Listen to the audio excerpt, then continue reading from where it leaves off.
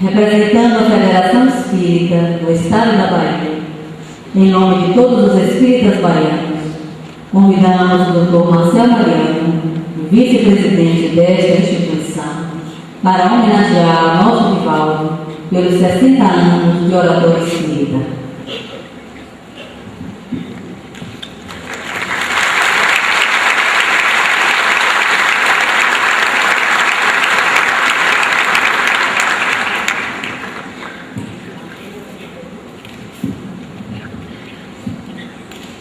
Meus amigos, minhas amigas, aqui representando Creuza Lage, diretora, presidente da FEEG, estamos entregando ao nosso Divaldo uma placa, homenageando os seus 60 anos de oratória ininterrupta, 8 décadas de existência física, em que diz a placa: homenagem dos espíritas baianos a Divaldo Pereira Franco, pela passagem de seu aniversário e pelos seus 60 anos de trabalho profícuo, semeando paz, consolando aflitos e iluminando consciências. Federação Espírita do Estado da Bahia, Salvador, 5 de maio de 2007. Muito obrigado.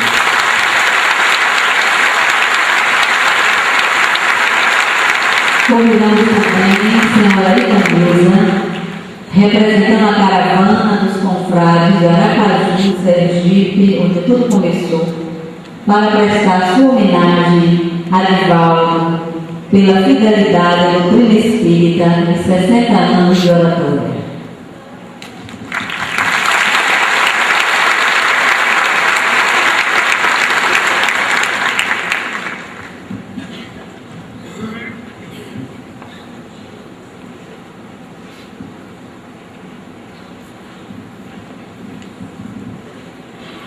Bem, meus amigos, nós estamos aqui em nome da caravana de Aracaju, presentes aqui 40 pessoas, e queremos dizer: Divaldo, 80 anos de existência, 60 anos de amor ao próximo.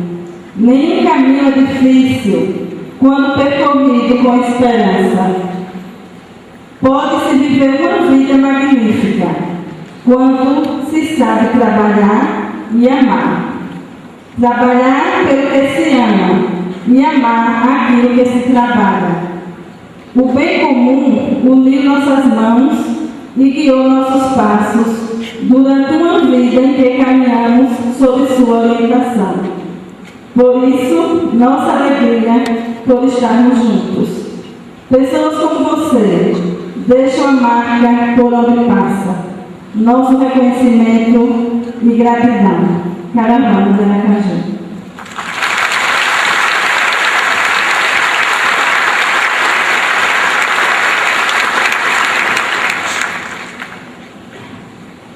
Nós vamos passar a palavra agora ao nosso homenageado, Divaldo Pereira Franco, para dar início ao nosso workshop Encontro com a Paz e a Saúde.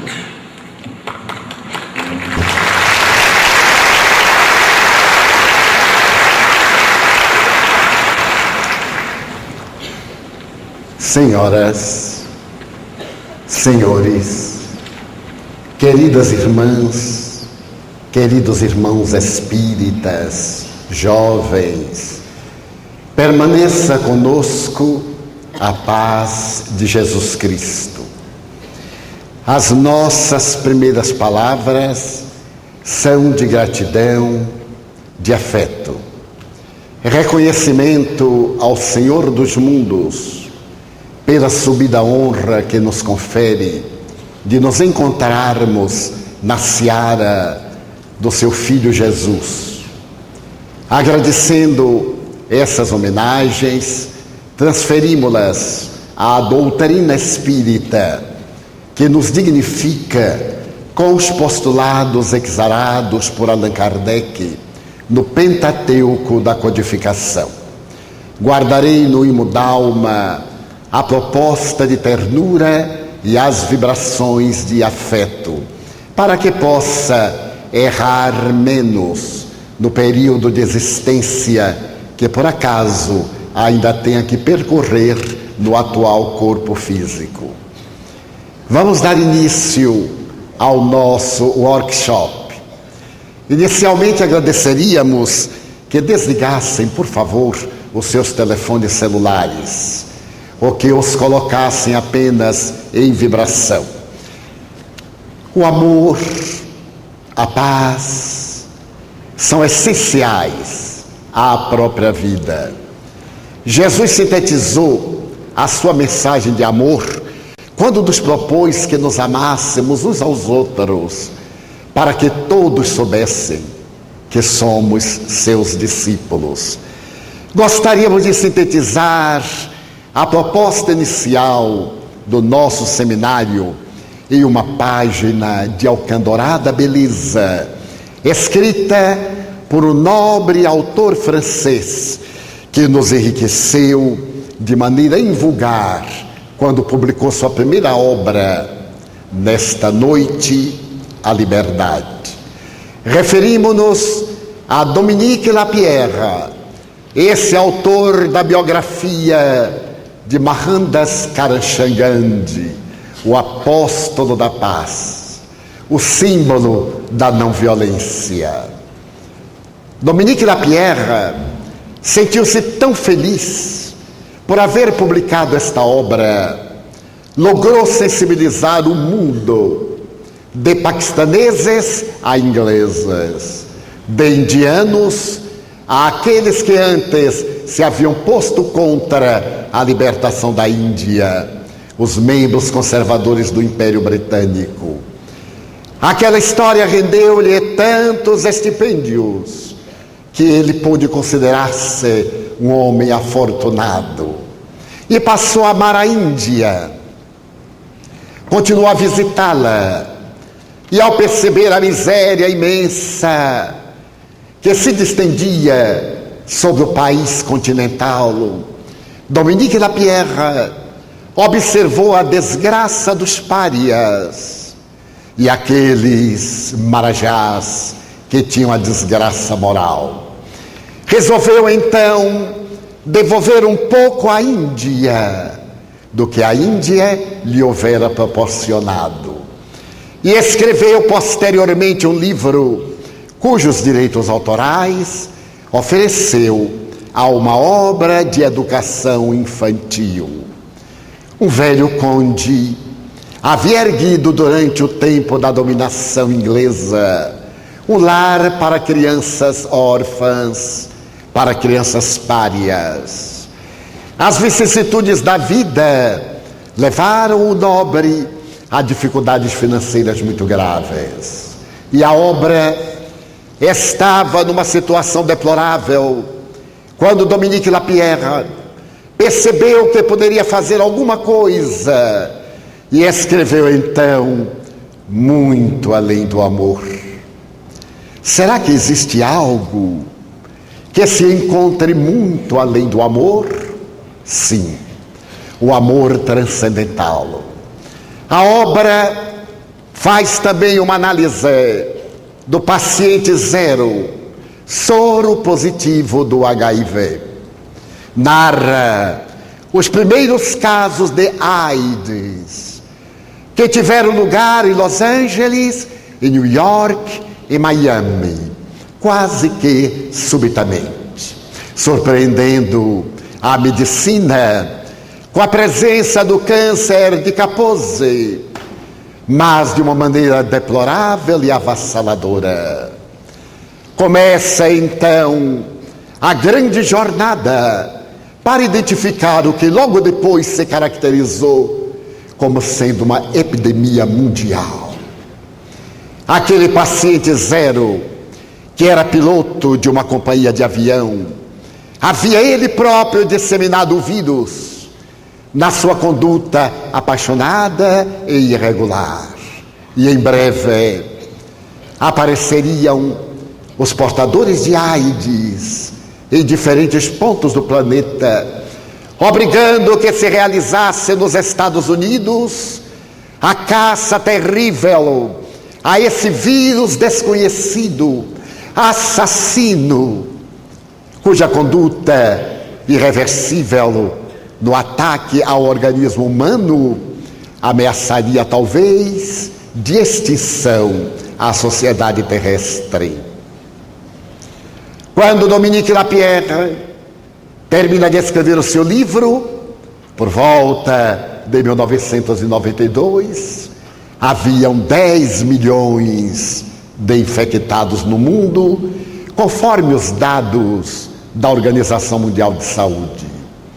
Na atualidade, são 42 milhões de indivíduos infectados soropositivos que continuam infectando outros, ameaçando, sem qualquer sombra de dúvida, parte do continente africano, da Ásia, da Europa, das Américas, pela terrível manifestação destrutiva desse vírus que experimenta mutações toda vez quando ele se encontra perseguido pelos arsenais da ciência. Os Estados Unidos erguem-se inicialmente para a grande caçada, o que também irá ocorrer em Paris, no Instituto Pasteur. O trabalho de Dominique Lapierre, pioneiro no gênero, está entremeado de uma página de grande beleza lírica e humana. A história de uma menina pária, que era chamada em Benares a pequena ave de rapina do rio Ganges. Chamava-se Ananda, alegria. Ananda residia numa família miserável às margens do sagrado rio. Ela e seus vários irmãos tornaram-se especialistas em mergulhos nas águas lodosas do Ganges, onde eram atiradas as cinzas dos cadáveres cremados à sua margem, mas também onde eram atirados os cadáveres dos párias, que não tinham direito à cremação, e ali decompunham-se nas águas lodosas e ameaçadoras, que serviam para banhos, para serem sorvidas, porque aquele que em Benares, a cidade sagrada da tradição da Índia, se banhasse nas águas do rio Ganges, teria fácil acesso ao reino dos céus. A pequenina ave de rapina celebrizara-se, porque sendo pária, a epiderme negra, e sendo ainda uma adolescente de 12 anos, tornara-se célebre pela habilidade que tinha de submergir e dos cadáveres arrancar alguns destroços que pudessem ser vendidos na casa dos seus pais. Eram dentes de ouro, eram quaisquer metais preciosos que estivessem no cadáver e que foram atirados às águas lodosas do rio. Mas eram também quaisquer outras formas que pudessem proporcionar valores àquela família que se caracterizara pela crueldade, governada pela astúcia e pela impiedade de uma senhora que era a mãe daqueles pequeninos. O seu marido era célebre porque às margens do Ganges era um cremador de cadáveres. Residia junto a um grande palácio. A sua casa sórdida, miserável, que exalava odores pútridos, certa feita, teve que ser levada à opinião judicial, graças a acusações que vieram do próprio Marajá. Porque dizia Sua Excelência que era uma desonra ter ao seu lado párias e uma casa caracterizada apenas pela presença da morte. O proprietário foi à justiça e, graças à habilidade de um grande advogado, ganhou a causa e teve a ocasião de dizer que se ao lado da sua residência morava praticamente um rei, ele também era rei, rei dos miseráveis, rei dos cadáveres. Ananda. Alegria era filha dessa família. Ali nas margens do Ganges, ela mergulhava com facilidade nas águas escuras. Demorava até 3 minutos na sua caça perigosa. E quando subia, sempre trazia nas mãos braceletes ou dentes, retalhos de metais preciosos, outros lixos que encontravam nas águas do Ganges e que a família vendia com uma avidez e uma cobiça incomum. Ananda completou 13 anos. Era quase negra, ariana, mas era pária. A tradição de 4.000 anos de vergonha, de horror, obrigara a andar sempre com as vistas para baixo, a evitar que a sua sombra caísse sobre alguém, o que contaminaria o outro, a reconhecer-se castigada por Deus, vítima da tragédia das reencarnações. Deveria pagar o seu karma de maneira inclemente, viver nos dejetos, retirar o alimento dos cadáveres, não ser quase humana, quase nunca enunciar qualquer palavra, sofrer toda e qualquer tipo de sevícia, de perseguição, experimentar opróbrios sem reagir. Todos eles, os párias, que apesar do esforço de Indira Gandhi, que fez legalmente extinguir a casta, continua ainda na Índia das tragédias do cotidiano, do grande poder econômico e da moderna tecnologia de ponta e da miséria absurda a que são relegados seus filhos. Ananda, aos 13 anos, conforme a tradição, deveria casar-se. E naturalmente seus pais elegeram o homem que se encarregaria de cuidar dela, melhor dizendo, de ela cuidar dele. E a partir de então, começaram as transações nas castas mais baixas, até o momento quando a família recebeu a presença de uma outra família rica, que trazia os presentes iniciais para os primeiros acordos a respeito do matrimônio da ave de rapina do Ganges. Ela não teve o direito de participar das conversações. Escutou durante várias semanas as discussões acaloradas de seu pai, de sua mãe, com os pais dos pretendentes. E por fim se negociou que os pais se encarregariam de contribuir com uma cota, enquanto aquele que vinha buscá-la deveria também trazer uma grande parte para poder, desse modo, realizar o consórcio matrimonial, que na Índia constitui um evento de características muito complexas. 14 dias antes, Ananda apresenta na face uma ligeira despigmentação.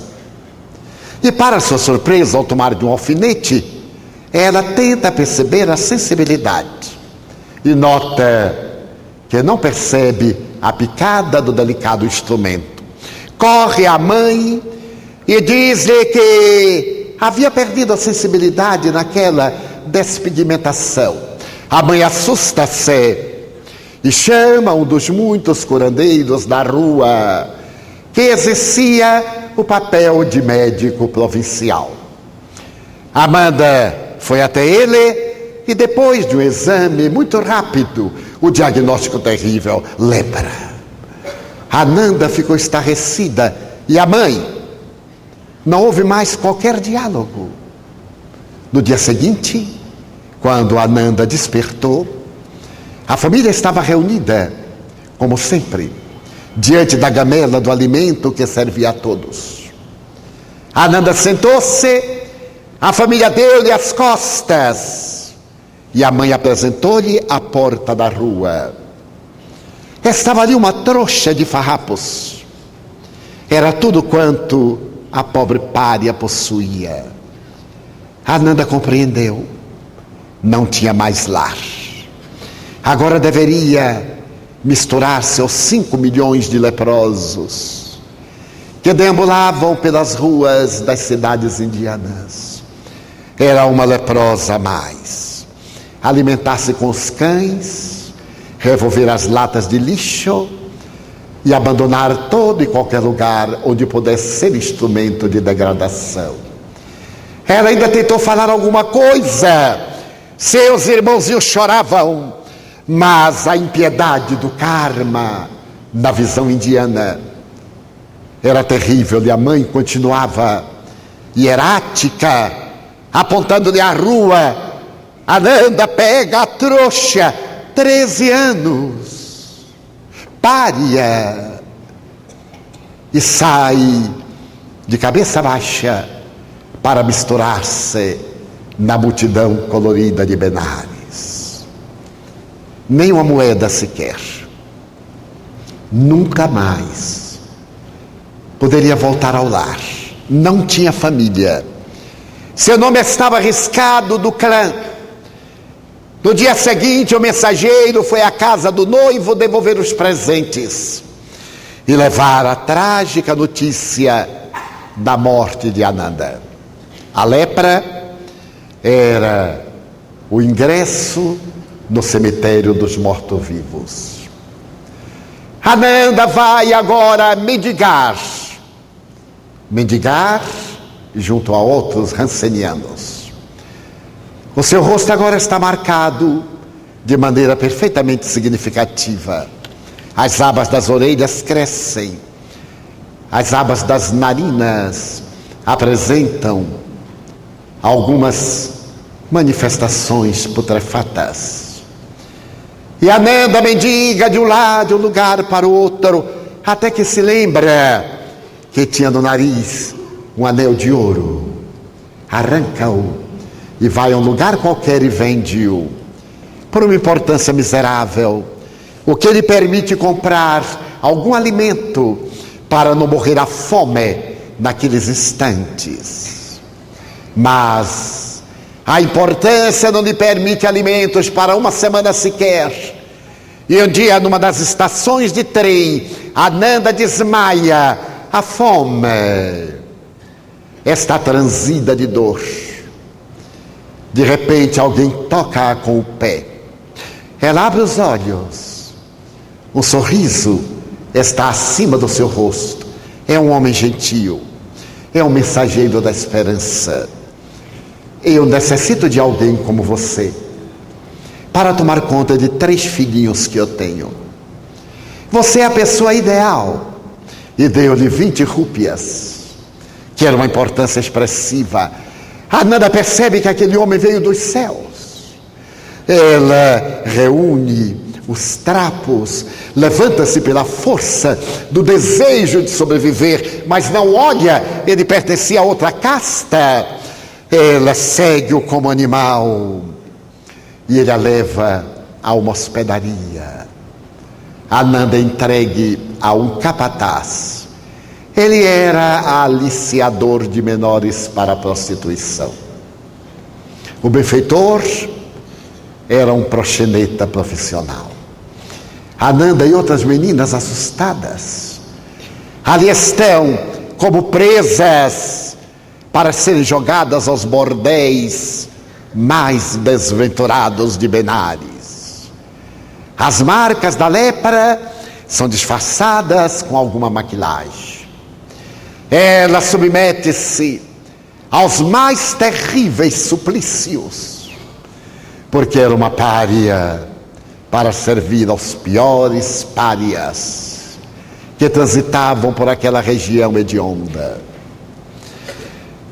Encontrava-se na cidade de Benares uma instituição de amor. Era chamada Pouso da Paz. Fora criada pela alma generosa de Madre Teresa de Calcutá. Aquela casa estava sempre aberta aos filhos do sofrimento. Era dirigida por uma mulher extraordinária, também de epiderme quase negra, Ela viera de um país próximo e dirigia aquela casa com sorriso, a irmã Bandona. Certo dia, ela percebe naquela fila imensa dos necessitados de alimentos uma sopa rala de arroz, um rosto quase totalmente coberto, uma figura esquálida. Ela de imediato percebe, retira da fila e traz até o pequeno balcão. Ela percebe que aquele ser frágil treme, oculta-se por detrás de tecidos apodrecidos, exala odores insuportáveis. E a irmã Bandona diz-lhe: levante um pouco a cabeça. Ela recusa-se. São 4.000 anos de escravidão, mas a grande esforço, ela ergue um pouco o rosto. E a irmã Bandona percebe com seu olhar de lince as marcas da lepra. Retira da fila, leva a um lado, dá-lhe alimento e lhe diz: minha filha, nós temos onde colocar você. É um animal assustado. Outra substitui a irmã Bandona na fila imensa e ela vai levar alegria, Ananda, para um dos muitos pavilhões que Madre Teresa havia conseguido colocar em um velho palácio que pertenceu a um marajá do Sudão que o abandonara. E em decadência ela o invadiu e conseguiu que alguém vendesse a um benfeitor que usou desta frase: Deus me deu, então eu dou a Deus.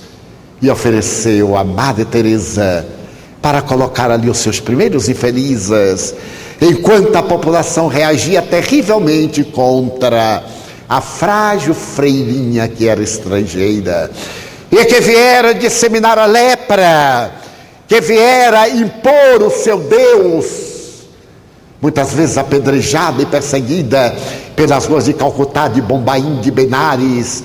A freirinha sorria, 1,58 m, frágil, o rosto já marcado pelo passar dos anos, mas ela sorria e ela dizia: são os filhos de Jesus que ainda não descobriram. Ananda vai submetida ao tratamento da época. Óleo de chalmúgara, uma árvore que havia na Índia. A irmã Bandona deixa-se tocar por aquela menina frágil. E ali ao lado do seu leito, com pomadas e poções, com asseio e cuidados, lentamente vai arrancando-a do estado deplorável em que ela se encontra. O seu organismo jovem reage, e 6 meses depois, ela está praticamente recuperada. Os sinais mais característicos da lepra desapareceram, pelo menos a olhos vistos. E Ananda, como um cãozinho fiel, segue os passos da irmã Bandona aonde quer que esta vá, sempre de vistas baixas, sempre olhando para baixo, e com medo.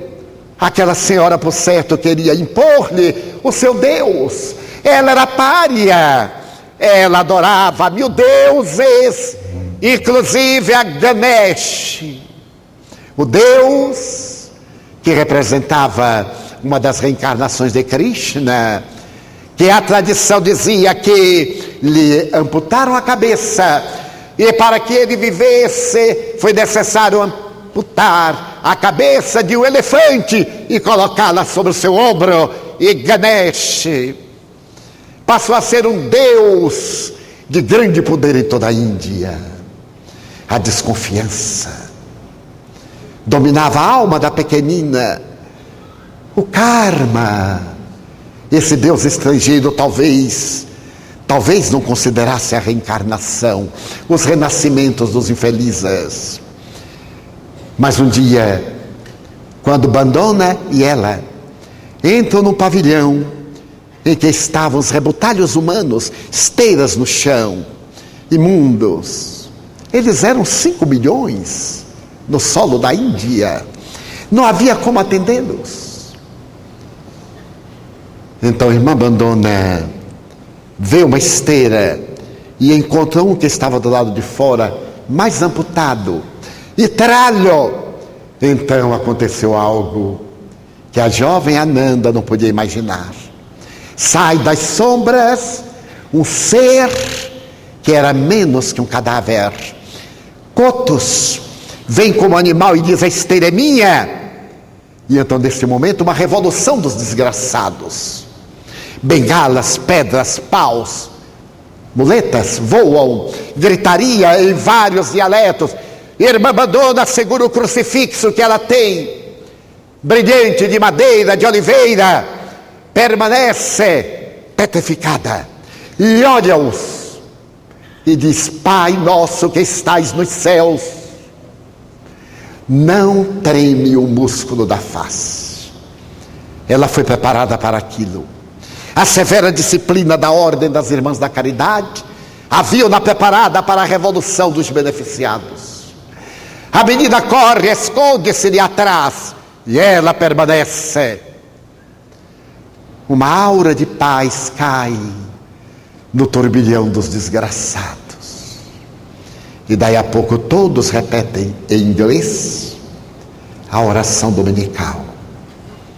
E a irmã Bandona sorri, olha para eles e diz: a esteira não é sua, você não ficará aí. Austeridade, saia. E vai buscar o paciente a quem ela destinara um pedaço de esteira. Agora que você obedeceu, eu solicito alguém que esteja melhor, que me dê uma esteira para ele. Pela primeira vez, Ananda olhou-a de baixo para cima.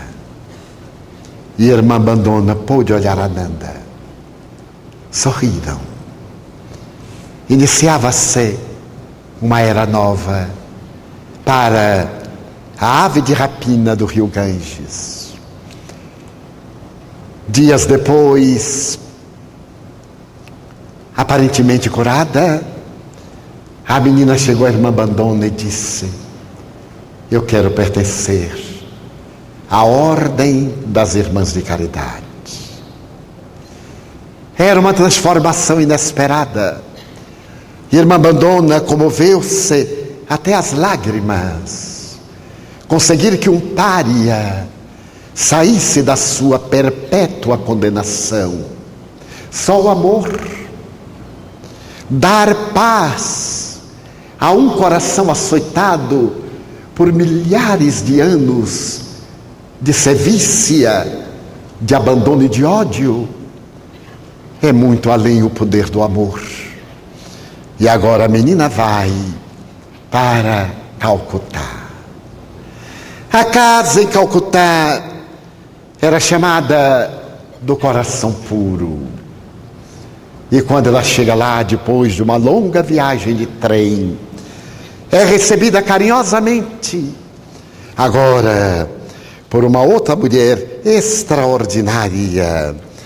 Ela vai ter a oportunidade de conviver com a irmã Paul, que era uma fibra de amor, uma abnegação do mesmo estirpe da irmã Bandona. Não conheceu Madre Teresa, que estava nas suas viagens pelo mundo, mas quando ela chegou ao pátio central daquela casa, então ela teve um grande choque, porque ali estava Jesus crucificado e estava escrito em inglês: I'm thirsty, tenho sede. Ela então perguntou: de que ele tem sede? De amor. Há 2000 anos ele gritou: tenho sede. E deram-lhe uma esponja vinagrosa na ponta de uma lança. 2000 anos depois ele continua dizendo: tenho sede. E nós, em nome da caridade, desejamos dar-lhe a única água que ele pode beber, que é o amor. A menina sorriu pela primeira vez na sua vida. Bem, ela sorria nas margens do Ganges, mas ela sorria quando era uma ave de rapina. Agora não, era uma pomba que se voltava para Deus. Foi submetida às severas disciplinas, mas teve medo das demais amigas. Ela era pária, a sua pele dizia-o.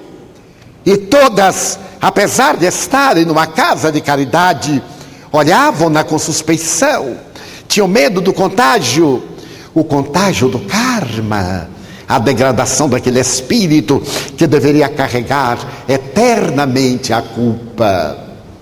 E ela compreendia. Daí foi conduzida às tarefas mais humilhantes, os dejetos, a limpeza, o que a tornava de certo modo ainda desventurada, porque continuava como pária, apesar de ter feito esforço para entender aquele Deus branco que a madre havia colocado como diretriz de todas as filhas da caridade. Ela continuava pária. Mas a irmã Paul, percebendo o conflito, também ia ajudá-la, ia trabalhar na limpeza dos sanitários, com as suas mãos, para mostrar que não havia distinção de classe, mas havia marca. Logo depois do noviciado, em um dia inolvidável, o dia 8 de dezembro de 1985, o dia em que a Igreja de Roma celebra a Concepção de Maria, a data tradicional de Nossa Senhora da Conceição. Nesse dia, a religiosa número 2458 era Ananda. Ananda estava vestida com sari de seda, coroada de lírios miúdos. Era o momento do seu casamento com Jesus. Ela fez com todas as demais os votos perpétuos de pobreza, de humildade, de trabalho pelos pobres, mais pobres. E depois de receber a bênção episcopal, as noviças dirigiram-se à sacristia, onde Madre Teresa, com uma tesoura, cortou-lhes as longas tranças. Ali estavam familiares de todas. Ananda não tinha ninguém. Então, a irmã Bandona, que viera de Benares para ver a consagração da sua filha espiritual, recebeu as tranças para guardá-las e sorriu quando agora ela trocou o traje de seda por um tecido ralo branco debruado de azul, um sari de 3 metros que lhe envolveu o corpo, lhe cobriu a cabeça. Era a irmã de caridade. Ela ficou com o mesmo nome, Irmã Maria Ananda. Irmã Maria Alegria. Dizer da alegria de Ananda é impossível. A AIDS está devorando o Ocidente. Os Estados Unidos encontram-se em terrível aflição. Os laboratórios de pesquisa. Estabelece-se uma disputa comercial entre Paris e Norte América. As intrigas internacionais, a tentativa de descoberta de uma vacina, de um soro, de um tratamento. Homossexuais morrem como moscas. O câncer de Kaposi toma-lhes o corpo de maneira deplorável. Cientistas, antropólogos, arqueólogos, pilotos aéreos, cabeleireiros, estilistas. A praga do milênio cai sobre um grupo estigmatizado. A própria palavra AIDS, que é a sigla em inglês, a síndrome da imunodeficiência adquirida, soa como lepra. E os portadores tudo fazem para disfarçar aquelas características que definem o que será a grande epidemia do fim do milênio. Nova York está apavorada. Na penitenciária de Sing Sing, os danos são terríveis. A doença nova alastra-se entre os presidiários, principalmente os toxicômanos, que se utilizam de agulhas infectadas. Chega ao estado de horror dos mais terríveis. O prefeito de Nova York, o Sr. Koch, não sabe o que fazer. Ele que está pressionado pelos movimentos gay, pelos movimentos de saúde, pelos diversos movimentos de minorias raciais, ele que está desejando e tentando limpar, melhorar a cidade, o que vem conseguindo para diminuir o crime dos grandes bairros do Bronx, do Harlem, está agora com esta terrível tragédia nas mãos, sem saber o que fazer.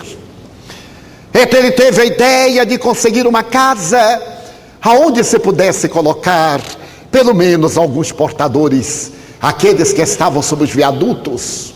Os hospitais recusavam-se terminantemente. E quando algum abria uma ala, era uma ala de pestosos, onde não entrava compaixão. E mesmo os especialistas, os médicos e paramédicos, tinham pavor, tinham medo do contágio. Eram ainda os dias da grande ignorância. Ele não conseguindo nada, porque qualquer tentativa ressoava como um ato político, resolveu apelar para a religião e conseguiu do cardeal O'Connor que se engajasse na tarefa de conseguir um lugar qualquer para colocar aqueles aidéticos.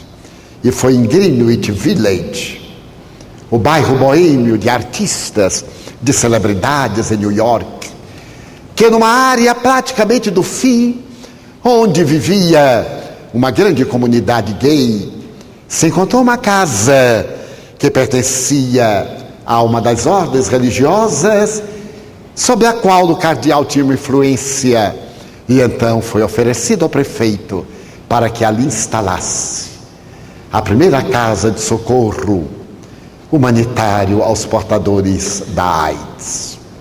Mas quem se encarregaria? Quem cuidaria desses pestosos? Madre Teresa estava de passagem por Nova York e ela soube do impasse. Então não teve dúvidas. Ela procurou imediatamente o prefeito e ofereceu às suas irmãs de caridade, aquelas que trabalhavam no morredouro, porque ela havia criado casas para morrer. Todo mundo pensava em casas de saúde, em sanatórios, em clínicas. E os que estavam para morrer deveriam ficar no anonimato. Ela havia erguido quantas casas? Somente ela cuidava então de 186 mil leprosos no mundo. Milhares de crianças, milhares de outros doentes.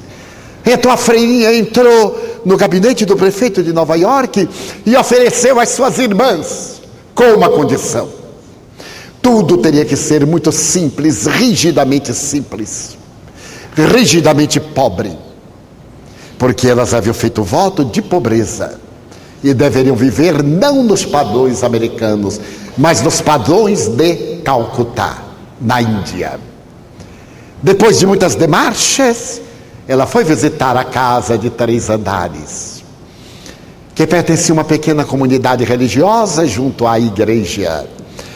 Ela estabeleceu os critérios da recuperação. Nada de chuveiros, nada de ar refrigerado ou de aquecimento. Era uma disciplina muito austera, mesmo com o frio terrível de Nova York no inverno, ou o calor de 42 graus em julho ou agosto, elas deveriam suportar. Nada de cama, senão para os doentes. E mesmo para eles, não camas hospitalares. As camas metálicas, modestas, e melhor, camas que já tivessem sido usadas. Nada de luxo. Eles necessitavam de amor e não de comodidade fútil. Depois das suas exigências, Madre Teresa resolveu ir a Calcutá para escolher as irmãs de caridade que viriam a Nova York. E veio um pequeno grupo. Nesse pequeno grupo, a irmã Paul, a severa, mestra, a abnegada, cujo amor ia além do amor, Maria Ananda, Alice e outras. O drama de Alice será mais tarde narrado quando ela morre da hidrofobia, depois de mordida por um cão, lá mesmo em Calcutá. E Ananda, que também havia sido vítima da mordida do animal hidrófobo, conseguiu ser salva por vacinas que Alice não fizeram qualquer bem. Então agora Alice não pode mais vir. Elas chegam em dezembro. E quando saltam no aeroporto Kennedy, a surpresa é impressionante. Pela primeira vez veem cair neve. Não tinham ideia da neve. São os céus. Os céus que as estão homenageando com flocos de alvura. Até pegam no ar para comer. Pela primeira vez a alfândega de Nova York é tomada de um grande espanto. A bagagem, quando vai passar pela fiscalização, qual bagagem? Trapos, uma bacia, um sari, um pedaço de sabão, uma toalha, talheres, bem, um garfo, uma faca, uma colher, roupas usadas, colchonetes dobrados e amarrados de corda. Elas trazem tudo. Era aquilo de que elas necessitavam, nada mais. Os fiscais ficaram apavorados. E tudo estava escrito Madre Teresa de Calcutá. Então elas foram colocadas em um ônibus e foram levadas para aquela casa, a casa do presente de amor. Ela ficará conhecida como a casa do presente de amor. A comunidade gay reage no bairro, porque os primeiros pacientes são toxicômanos, que estão infectados. Elas recebem com uma abnegação incomum. O drama da AIDS continua. Tenta-se uma vacina. Estamos por volta de 1985, 86. O drama continua terrível. As mortes. Quando desaparece a imunidade do organismo, enfermidades parasitas alojam-se. Herpes em todo o organismo, na boca, de não poder ingerir nem água. O emagrecimento total. E quando ataca o cérebro, as alucinações, a loucura, a agressividade, elas resistem estoicamente. Não estão acostumadas com as terapêuticas americanas. Foram seus ungüentos da Índia, as suas poções.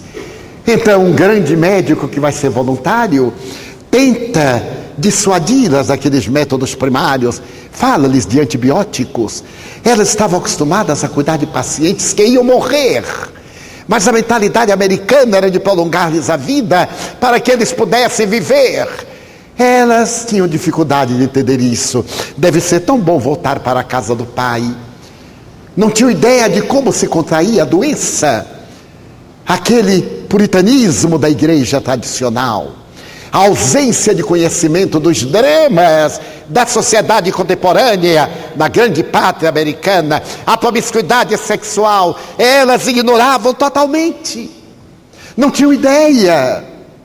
A própria Ananda foi um travesti que estava quase morrendo, com o corpo aberto em exulcerações, que ele contou a trajetória dolorosa da sua vida. Era analfabeto, prostituiu-se, contaminou-se sexualmente, contaminou-se também tomando drogas através de injeções endovenosas. Falou-lhe, ele era tão sofrido. Ananda, um dia tomada de grande compaixão, beijou-lhe na testa. Depois lembrou-se que era pária. Agora não mais pária. Agora era sua irmã, porque ela havia aceitado Jesus. Então ela compreendeu as dores do mundo. Sempre pegavam na cruz que tinham ao ombro, seguravam-na para poder enfrentar. O médico lhe disse: aqui não é a Índia. Eles são perversos, são revoltados, eles odeiam, são depravados, desceram aos abismos mais sórdidos da depravação. Foi quando Madre Teresa, sabendo dos presidiários de Sing Sing, resolveu exigir que aqueles que estavam morrendo recebessem liberdade condicional ou indulto e viessem morrer com dignidade na casa de presente de amor. Ela travou uma batalha com o prefeito de Nova York, e quando o prefeito não suportou mais, encaminhou ao governador. E ela travou uma batalha com o governador, que terminou rendendo-se, e mandou para a casa de caridade 4 criminosos, portadores de alta periculosidade, mas que estavam morrendo de AIDS.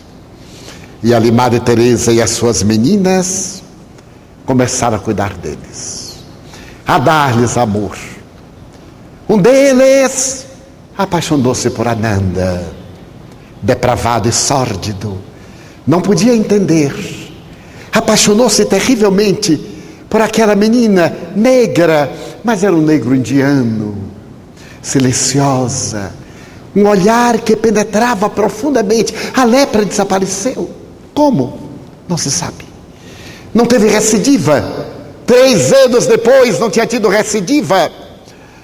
Não tinha nenhuma válvula para expurgar, como muitas vezes fica em resíduo nos portadores da hanseníase. Apaixonou-se terrivelmente, desnudou-se diante dela. Ela sempre sorria e escapava. Certo dia ela estava atendendo um outro paciente, quando ele veio com a injeção do seu próprio sangue e cravou-lhe uma agulha no glúteo e injetou-lhe o sangue. Você não me quer porque eu sou aidético. Agora você está contaminada. Ela olhou para ele, cuidou da picada, continuou sorrindo e não se contaminou, até quando o livro foi escrito. Por que o amor é um dos melhores preventivos contra o mal? Porque aqueles missionários do passado que iam cuidar de rancenianos e tuberculosos na África, na Ásia, por que eles não se contaminavam? Ficavam imunizados pelo amor. Um que outro sim, que se oferecia para ser o exemplo, como Damião de Wöster, em Molokai, no Havaí, o sacerdotezinho belga que ocultou a idade e apresentou documentos falsos para ser aceito pelo Papa Leão XIII, tornar-se religioso e vir cuidar dos leprosos de Molokai, a ilha do desterro. Quem entrava ali não saía nunca mais, porque os navios ficavam a larga distância e a barca que os levava até a praia era queimada, para não ter volta. Damião de Wöster havia pedido a Deus que lhe permitisse a honra de ter as rosas pestilenciais no corpo pútridas, para ser igual àqueles a que ele tanto amava. E Deus lhe permitiu que o corpo se decompusesse a olhos vistos. E ele mudou completamente a ilha de Molokai, onde haviam antropófagos. Ali abandonados, dedicavam-se a cultos bárbaros, a feitiçaria. Eram canibais. E ele mudou a paisagem, fazendo uma igrejinha de paus a pique, coberta de folhas de banana e folhas de coqueiro, para se reverenciar o mártir da cruz. Então Ananda prossegue no seu ministério com a irmã Bandona, quando logo depois surge o AZT, a primeira esperança. Mas desse ínterim, as fantasias, as fraudes, os produtos miraculosos nas ilhas do Caribe, os falsários que vendiam poções milagrosas aos aidéticos ricos, dizendo que eles se poderiam recuperar através da aplicação desses produtos. E eles morriam como moscas. A casa de Madre Teresa permanece como uma bandeira de luz neste momento em que a epidemia tomava conta do mundo. E Ananda, agora com 18 anos, terminou a sua tarefa na América. Com a irmã Paul, elas vão agora para a Ásia. Madre Teresa havia conseguido algo de extraordinário em Pequim, em plena China comunista, abrir uma casa para crianças doentes mentais e paralíticas. E mandou buscar em Nova York os seus 2 melhores exemplos de amor, a irmã Paul e a irmã Maria Ananda, a irmã Alegria, que deixou os aidéticos do bairro, os atormentados gays de Greenwich Village, os toxicômanos daquela ponta de Manhattan, tocados do milagre do amor. O amor que proporciona a paz que abre o campo à instalação da saúde. É por esta razão que Jesus estabeleceu como fundamental o amor. Porque aquele que ama estimula os neurônios cerebrais a produzirem substâncias imunológicas que são absorvidas pelo sistema nervoso central, que as transferem ao sistema endocrinológico e que as descarregam no sistema imunológico, tornando os indivíduos perfeitamente imunes a contágios de várias e terríveis enfermidades. Enquanto que o ódio, os sentimentos perversos, as manifestações degenerativas, o ciúme, a mágoa, o rancor, a inveja, o ódio capital, eles produzem toxinas terríveis, energias que desagregam as aglutinações moleculares do átomo e então absorvidas pelo sistema nervoso central, transferidas ao endocrinológico e passadas ao imunológico, matam as defesas e as pessoas ficam como os aidéticos, sujeitas às enfermidades parasitas. Daí o amor é o grande veículo da paz. Asseverava Mohandas Gandhi: todos perguntam qual é o caminho da paz. E eu posso dizer, a paz é o caminho. Não existe um caminho para a paz. A paz é o caminho. Como se adquire essa paz? Através de uma análise profunda, em que o self pergunta-se a si mesmo, fora do ego, qual é a finalidade da minha vida? O que é que eu estou fazendo aqui? O tempo atemporal, porque ele é o resultado apenas do nosso fuso horário, um capricho de natureza cosmológica, pelo movimento da Terra em torno do seu eixo e em torno do Sol. O tempo é um lugar qualquer da eternidade sem limite. Ele passa, ou nós passamos por ele. E se não pararmos um momento para nos perguntarmos: o que é que eu vim fazer aqui? Ao invés das declarações de revolta: não sei o que eu vim fazer aqui. Descubra. Ninguém vai lhe dizer o que você veio fazer aqui. Você que terá que descobrir. Não sei por que eu sofro tanto. Alguém lhe irá dizer. Mas você necessita de amadurecer para entender. Porque a revolta não vai tirar de maneira nenhuma da sua paisagem mental, emocional e orgânica a aflição que o aturde, o desequilíbrio que o aflige, a distonia que o perturba. Elas são, ou eles são, a colheita dos seus atos. Buda asseverou que tudo na vida é sofrimento. E é verdade. O ato de sofrer, a cada instante que vivemos, a cada instante morremos. Morrem 30 milhões de hemácias por segundo em nosso aparelho circulatório. Da hora que chegamos aqui, até agora, já morreu uma 10ª parte do nosso corpo, que foi substituída por novas células, que dentro de um mês estarão mortas, substituídas por outras tantas, até o momento em que não se substituem mais. Então é lícito que paremos e que procuremos saber qual é o milagre da vida, qual é o porquê de estarmos aqui, para podermos entender o caminho do sofrimento. A doutrina espírita exara: estamos na Terra para evoluir.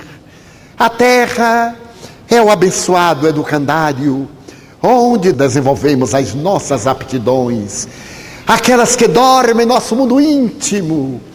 Todos somos muito mais fortes do que parecemos. Todos somos portadores de resistências inimagináveis.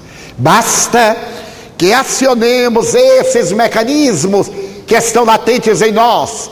Sempre surpreende a ciência quando a mãe vê o filho quase ser atropelado e corre e segura um veículo, detém a marcha de um veículo e salva o filho.